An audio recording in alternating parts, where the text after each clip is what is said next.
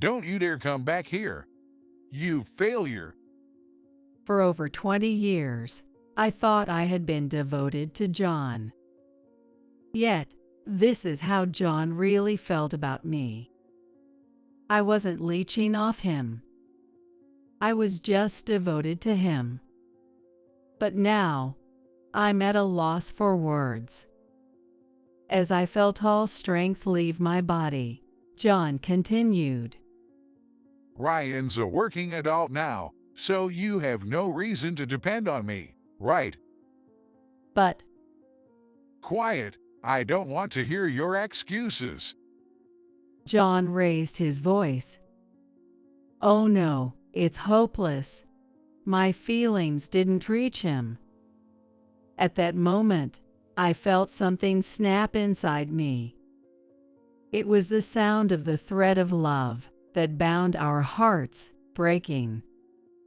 Simultaneously, my feelings for John began to fade. We were married just a moment ago, but now I feel as if he were a stranger to me. John was just using me from the start. He never loved me. Otherwise, he wouldn't blatantly cheat and try to kick me out. I don't care what happens to such a man. No, I must utterly defeat him. With my mind made up, I looked up and stared straight at John. My name is Karen Johnson. I'm a 50-year-old housewife, married to John for 25 years. Our son, Ryan, was born a few years into our marriage and has just graduated college and started working. With parenting duties winding down, I was looking forward to pursuing my interests. That's what I'm thinking now. But there's just one problem. My relationship with John. John is far from a good husband or father. In fact, it's hard to find anything good about him. He cheats, and he doesn't even provide a proper salary.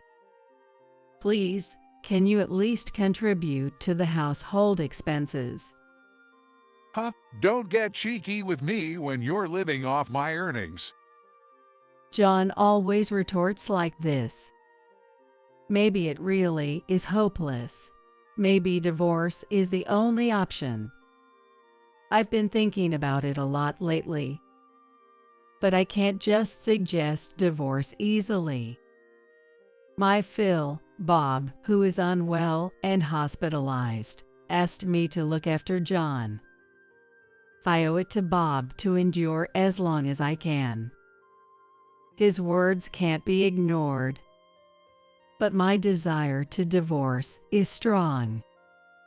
Torn between these conflicting feelings, I find myself reminiscing about the happier times before our marriage. The turning point that led to such happiness before my marriage was actually due to a misfortune that struck my father. Our family owned a small diner. My father was in charge of cooking, and my mother handled the serving. Needless to say, the food was delicious. However, my dad was incredibly bad at business. He started the diner with a desire to feed customers delicious food to their heart's content. I think that's a noble cause. But he ran the diner solely on that sentiment, hardly considering the profitability. It didn't matter to him if the profits were low, as long as the customers were satisfied with tasty food. Naturally, such a business, of course, that would not be profitable. As a result, our family's finances were always tight. Even as a child, I took pride in seeing customers leave satisfied. So I never interfered with my father's business approach. However, when I was in college, a crisis hit.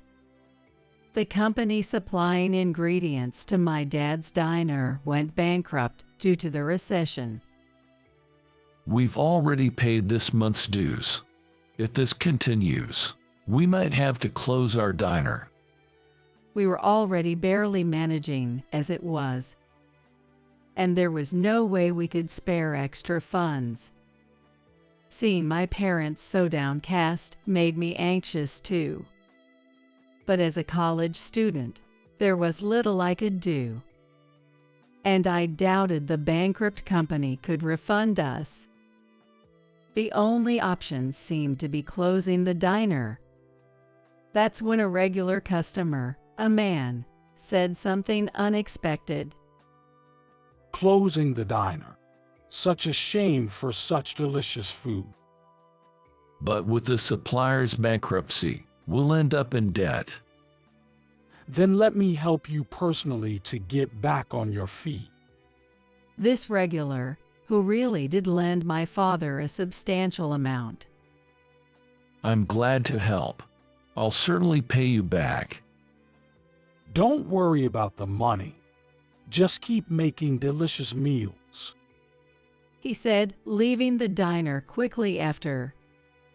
Later, my father started doing business with another food wholesaler. It seems that it was a major food wholesaler there, and the wholesale price of foodstuffs was lower than before. Luckily, our family diner was saved from bankruptcy. About a year later, my father and I went to repay the man. Then, while the man and my father were talking, a young man approached me as I was waiting. I hear you borrowed money from my dad. When I talked to him, he was the son of the man who lent us the money. His name is John, and he works for a man's company. You're pretty. How about going out with me? Me, with you? Why not? Think of it as a way to say thanks for the loan. It was true we were helped by the loan, and my dad had properly thanked him. I thought we owed no more than that, but then John whispered to me, Ungrateful diner's daughter. I could spread that around, you know. That's... I couldn't retort. Even if he did spread rumors, it wouldn't affect me much. But it could trouble my father. And what would the diner's customers think? With these thoughts, I couldn't refuse John's invitation. Reluctantly, I agreed to go out with him. With that in mind, I went out with John. To my surprise, I actually enjoyed it more than expected. John was fun to talk to and knew many exciting places to go. He chose the places we went to with great taste. And I started to think maybe he wasn't such a bad guy after all. That's where my luck ran out. I was quickly wrapped around John's finger. It's fun being with you, Karen. I'm having fun too. I never thought I'd consider marriage until I met someone sincere and good like you. His simple words swept me off my feet, and I began a relationship with John, considering marriage. John continued to manipulate me in various ways. Eventually, a few years later, I found myself married to him. Of course, I had no idea at the beginning of our marriage that it was all a trap. John seemed genuinely kind, and I felt loved by him. But it was all a lie. As soon as we got married, he showed his true colors. Here's my salary for the month. Make it work. I opened the envelope John gave me. Inside was a pay stub. The salary itself was deposited directly into the bank, so just having the pay stubs wasn't suspicious. However, the one thing that struck me as odd was that all the pay stubs were handwritten. Today, handwritten stubs are almost unheard of. But I got married 25 years ago, a time when computers were just beginning to become widespread, and handwritten pay stubs didn't seem out of place. It's over $1,000. That's normal, right? I reassured myself. I managed with that small amount of money as best as I could. Over time, I started noticing something odd about John's routine. John leaves the house at a certain time every morning, but returns home at different times. It seemed to change from day to day. I'm busy with various jobs as my dad's successor. Then, at least call before coming home. Stop nagging. All right, I'll call. He'd shout. His attitude only heightened my suspicions. Maybe he was out playing around. Or even worse, having an affair. But his loud voice scared me from confronting him. Ultimately, even though I had doubts about John's behavior, I couldn't bring myself to say anything. Eventually, our son Ryan was born. I thought maybe things would change with a child. But John remained the same. Looking back, I think that's when I first started considering divorce. Then, when Ryan was in middle school, I received a call from my mom while I was out shopping for dinner. What? Dad's in the hospital. My father had been admitted to the hospital. I rushed there immediately. Your mom's just exaggerating. My father laughed heartily. I was relieved. I suddenly remembered something that made my heart skip a beat. Oh no, I forgot to contact John. It was too late. My cell phone was flooded with missed calls from John. Panicked, I called John back, only to be greeted by his irritable voice. Where the heck are you? Get home and make my dinner. I'm sorry, my dad. What, your dad? John asked sharply. I answered in a small voice. Yes, he was suddenly hospitalized. What does your dad have to do with it? You're my wife, remember? John's shout made me flinch and close my eyes. I was terrified of his yelling. But I knew I had to stand up for myself. I mustered my courage and responded, "Isn't it natural to worry about my dad? I should be allowed that much, right?" Shut up! Don't talk back to me! No, I will say this. You would rush to Bob's side too, wouldn't you? I asked. John suddenly fell silent. I thought putting himself in my shoes would make him understand. But his response was beyond my wildest expectations. Huh, I'd ignore my dad even if he were hospitalized. After all, I don't need him. I was speechless. It had to be a lie. But I couldn't deny it. After much hesitation, I told John, "I'm not like you. Sorry, but you'll need to eat out tonight." That was all I could muster. I hung up the phone, feeling numb. Since that incident, I truly lost all trust in John. It was then that I realized the happy times before our marriage were all an illusion. I see. John wanted a housekeeper, not a wife. I said to myself, feeling sad. But I couldn't just wallow in sadness. That's right. If I'm considering divorce, I need to start preparing. I began making plans for a divorce.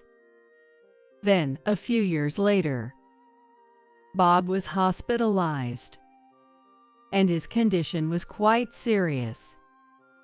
He might not be able to leave the hospital. I relayed the doctor's words to John, but John was unfazed. So, it's going to cost money. Oh, Is money all you're worried about? Don't you understand? I understand. I'll talk to my brother. John contacted his brother, George, who was married but childless, to see if he could help with the hospital expenses. Can't you pay for it? We have Ryan and Karen here, and it's stuff for us. John said, as if it were someone else's problem. It reminded me of the time my father was hospitalized. John clearly didn't care about Bob. I couldn't take it anymore. Enough. I'll figure something out and pay for Bob's hospital bills. Don't forget what you just said. John yelled. I nodded firmly. In the end, my statement led to us bearing the cost of Bob's hospital stay. Moreover, Bob's illness caused him to step down from his position as president, and John took over. Regardless, John seemed displeased that I had stepped in. Since then, he has barely come home. This was evident even when we discussed Ryan's future. John ignored my calls and didn't come home. Dad's not coming home again today, huh? I'm sorry, Ryan. I didn't mean to cause trouble. It's fine. I don't care about Dad. I want to go to a university in New York. That's right. Don't worry about the tuition. I'll manage it somehow. Soon, Ryan's admission to a New York university was settled. As expected, John didn't even see him off. Once Ryan moved to New York, the house felt empty. By then, John was only coming home about once a week. Could you transfer a bit more for Bob's hospital bills? Huh? I've already transferred over half my salary. It should be enough since you're the only one here. John's contribution was just a small amount of money. Clearly, only a fraction of his salary. His claim of transferring over half was undoubtedly a lie. I knew this, but I didn't have the energy to argue. Years passed, and I received news of Ryan getting a job. Now that Ryan has a job, it might be time to talk about divorce. I had prepared for this over the years. The only thing left was timing. When and where should I bring it up to avoid conflict? These thoughts consumed my mind. It's not really about avoiding conflict, is it? I laughed bitterly at myself. One day, after visiting Bob in the hospital, after chatting with Bob and returning home as usual, I was startled when I was about to open the front door. I didn't know why, but the front door was unlocked. Was it a burglar? I peeked inside cautiously. Then, I heard the TV and John's laughter from the living room. Relieved that John was home, I entered the living room. John was laughing loudly while watching TV. You're home. Yeah, just thought I'd tidy up the house a bit. Tidy up.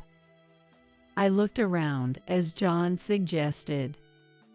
Upon closer inspection, some items in the room were missing. Huh? It looks like some things are missing. Yeah, I threw them away. Your stuff. Threw away my stuff. Shocked, I rushed to my room. It was empty. My computer, TV, even my favorite mug, are all gone. Even the bed, everything was missing. What is this? I threw them out because they're no longer needed. Not needed. What am I supposed to do now? As I raised my voice, John frowned, looked away, and sighed. How should I put it? I'm tired of supporting you. What is that supposed to mean? I am your wife, I retorted, and John got irritated. He suddenly raised his voice. Do I have to spell it out?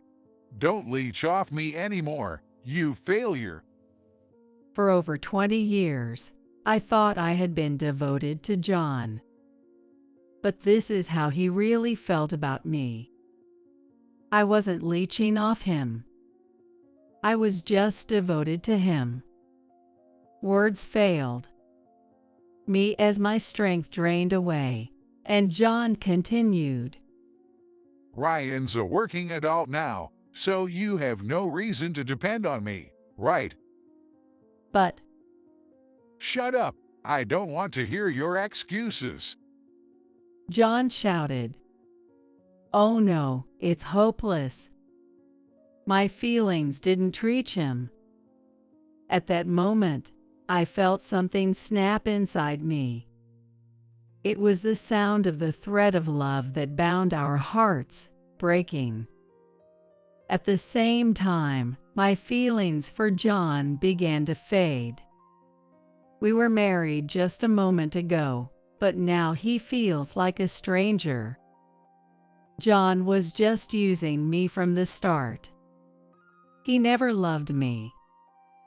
Otherwise, he wouldn't blatantly cheat and try to kick me out.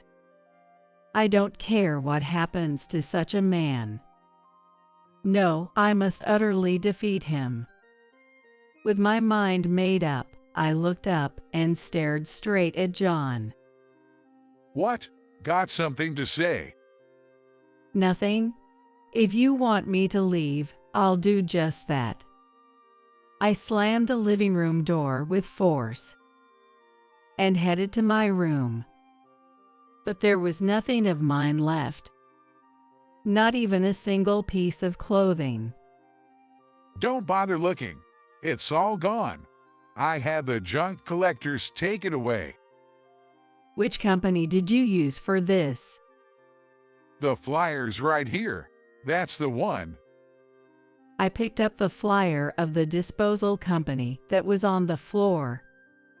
While dialing the number, I told John, "You're going to regret this." After saying that, I immediately left the house. The call connected shortly. Once I explained the situation, they readily understood. It seems they had felt something off about John's actions and had kept everything they collected intact. "I'll be right over. Thank you so much," I said, expressing my gratitude before hanging up. Then I went to the disposal company. After thanking them, I had them move my belongings into a storage unit I had just rented. Relieved that my belongings were safe. You won't get away with this so easily. Grinding my teeth, I called Ryan and briefly explained the situation before saying, "So, I've decided to move out, considering a divorce. That's what you should expect, okay?" Okay. Bye then. Ryan quickly ended the call. He seemed scared of me. Was I really that angry? I pondered as I put my phone back into my bag and headed to a nearby business hotel. In fact, I had already decided where to move. The reason was simple. I had been planning to talk to John about divorce soon. My plan was to divorce and start a new life there. Well, it's just happening a bit sooner than planned. Honestly, I wasn't in trouble. It was just an advancement of my plans by a mere 2 weeks. 2 weeks in a hotel. What a waste. I couldn't help feeling it was wasteful.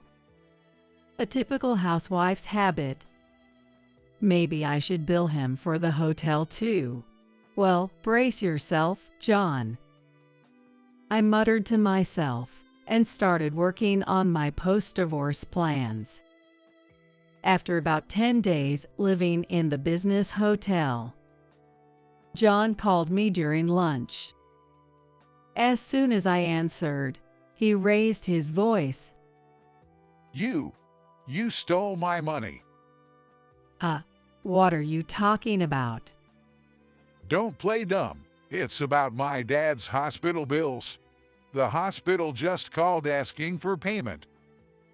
Bob, that is what it is, I thought, sighing in response. That. Just pay it yourself. I'm not involved anymore since you kicked me out.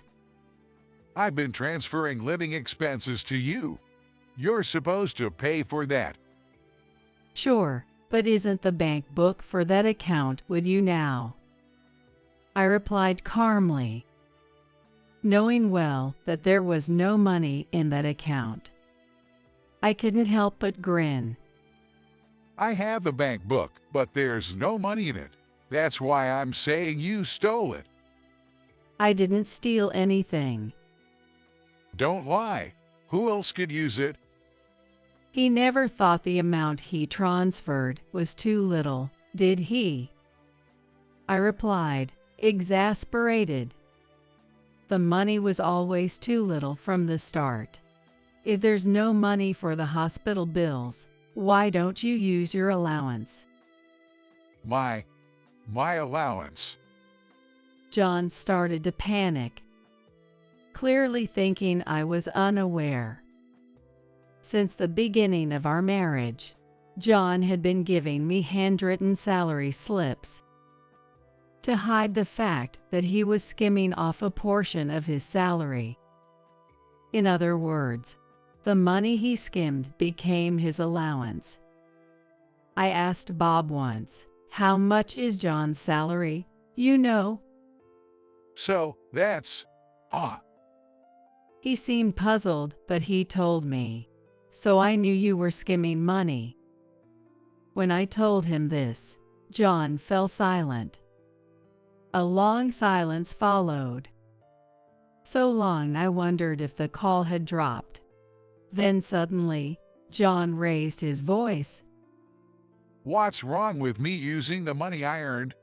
It's your fault for using up all the money I gave you. Okay. And then? I want a divorce. I'll demand alimony. You need to pay back the money you used.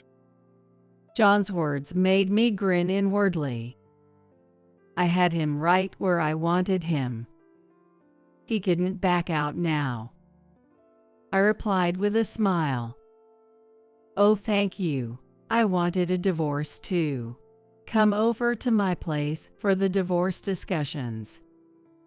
What? No. But, I mean... You want a divorce, right? I've prepared evidence of your infidelity, and I'm waiting. Though I couldn't see him, I could tell John was taken aback by his faltering voice. Evidence of infidelity? What are you talking about? Don't play dumb. I have photographic evidence. Photographic evidence? I could imagine John's flustered expression. Holding back laughter, I continued. Well, I'll give you the address, and let's meet next Sunday to discuss it in detail. After giving him a certain address unilaterally, I quickly hung up. I've successfully pushed for a divorce.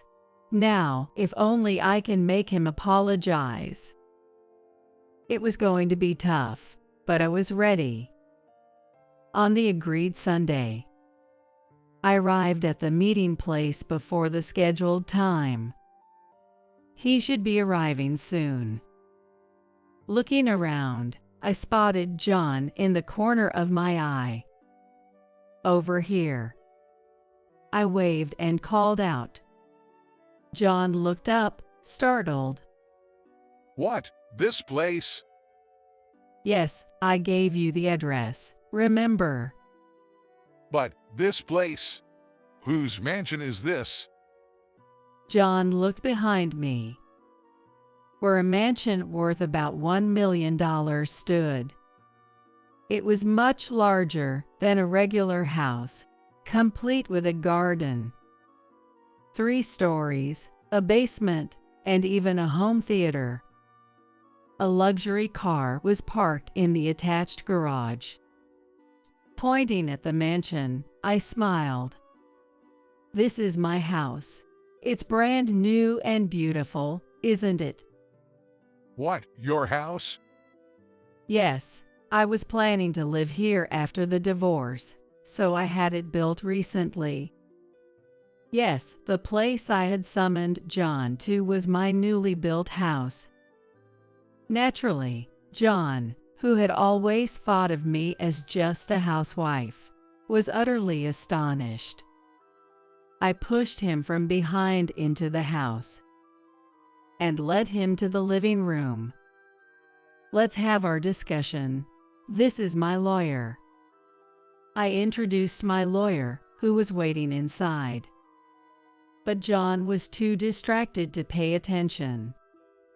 He was looking around nervously. He seemed concerned about his surroundings, constantly looking around, not even glancing at the evidence of his infidelity on the table or responding to me. It was hardly a conversation. Eventually, John asked in a low voice, How did you afford this house? "Is that what's bothering you?" I mused, answering nonetheless. "I just bought it normally." Liar, how can a housewife afford this?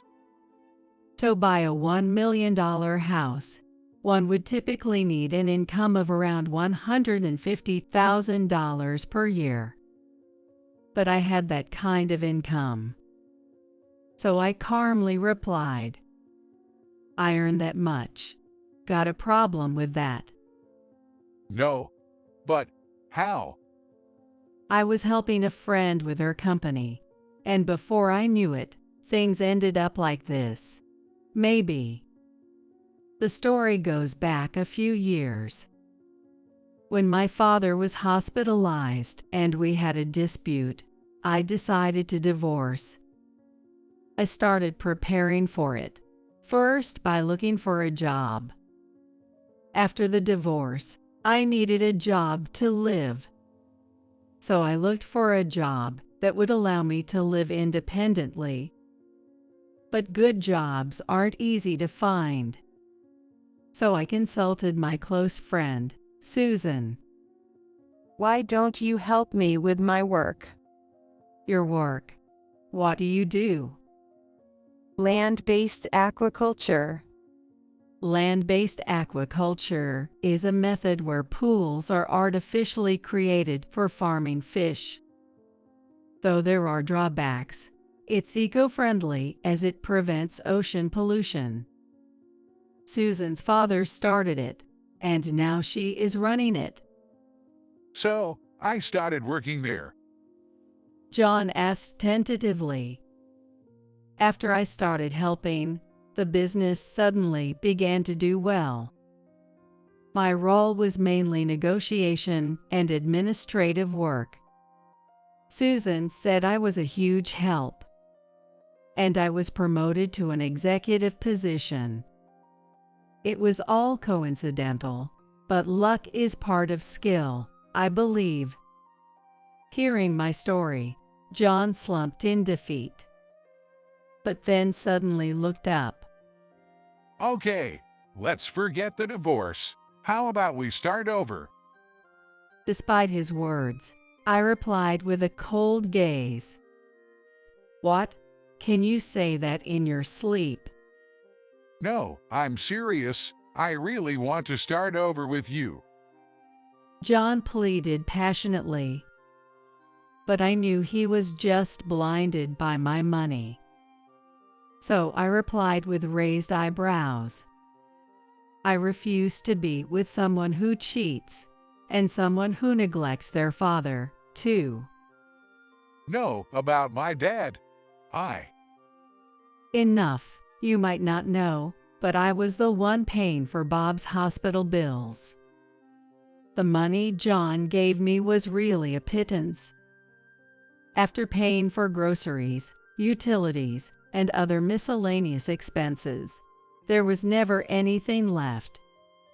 That's all he ever gave me, let alone enough to cover Bob's hospital bills. Initially, I managed somehow, but after starting my job, I covered the bills with my salary. Despite that, you never listened to me, nor did you visit Bob. That's... I can't trust someone like that. As I raised my voice, John looked deflated. The lawyer then discussed the alimony with him. John couldn't say anything, and just nodded until the end. Eventually, encouraged by the lawyer, John signed the divorce papers.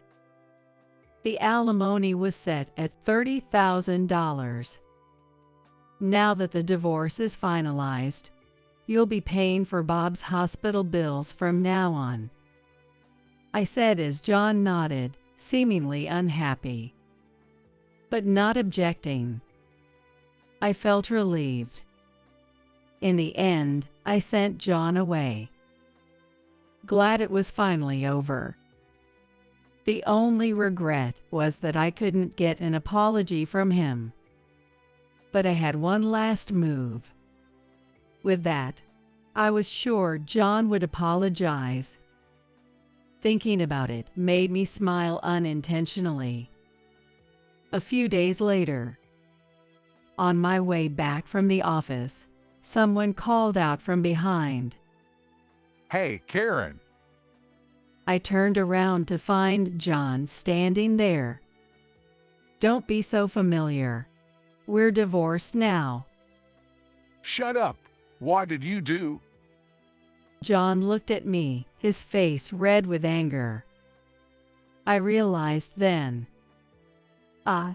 The talk must have happened at the company. Smiling, I teased him. What do you think I did? Don't joke around. Tell me, how did you get me fired? John was stomping his feet in frustration. I couldn't help but smile at his amusing state. Isn't it your own doing, getting fired for having an affair with the office clerk? John's affair was with a clerk at his company, where he had acted recklessly, thinking he could do anything as the president. Right after the divorce was settled, I reported this to Bob. While he regretted the divorce, he was furious about John's behavior. I showed him the photographs of the affair, which infuriated him even more. Then he made an offer. I'm thinking of transferring all my shares in the company to you, Karen. To me, wouldn't it be better for George? No, I want you to have them. Use them to dethrone John from the presidency. That's what Bob had said. Bob's company was a corporation, where shareholder resolutions are necessary to appoint executives, although decisions can also be made by the board of directors. In smaller companies like Bob's, where he owned most of the shares. A single shareholder could make significant decisions. But in small companies, it's common for the president to own most of the shares. When I inherited all his shares, I had the power to make decisions alone. But it wasn't me who decided to fire John. I informed George about the affair and my new shareholder status. The rest was his decision. George was considerate. Why did he listen to you? It's not about listening to me. It's about what's best for the company. John collapsed on the spot and began to apologize. I'm sorry. Please forgive me. No. I'll be lost without a job. His predicament was none of my concern. It was all self-inflicted. I won't forgive you. Please, I'm begging you. It was all self-inflicted. I turned my back on him. Sorry, but there's nothing I can do. Why? If you have the shares. I sold them to George and his wife. I don't want anything to do with you anymore. At that moment, I heard John sobbing. But I walked away, pretending not to hear. John was eventually ousted from the company. Perhaps he could have stayed as an employee, but his arrogant behavior, starting from his entry through nepotism, made that impossible. I refuse to be an employee. He had said. Once fired, he was out. Now he's reportedly working as a convenience store clerk, a difficult-to-find job at his age. He's likely to spend his old age in regret, without money. As for me, post-divorce, I became more focused on my work. There's no talk of remarriage, but there are a few men among my colleagues. A new spring might come. While thinking this, I received a call from Ryan. I'm bringing my girlfriend over. Okay, I'm looking forward to it. I failed in marriage, but I hope Ryan doesn't. But I'm sure it'll be okay. Ryan is much more stable than I ever was,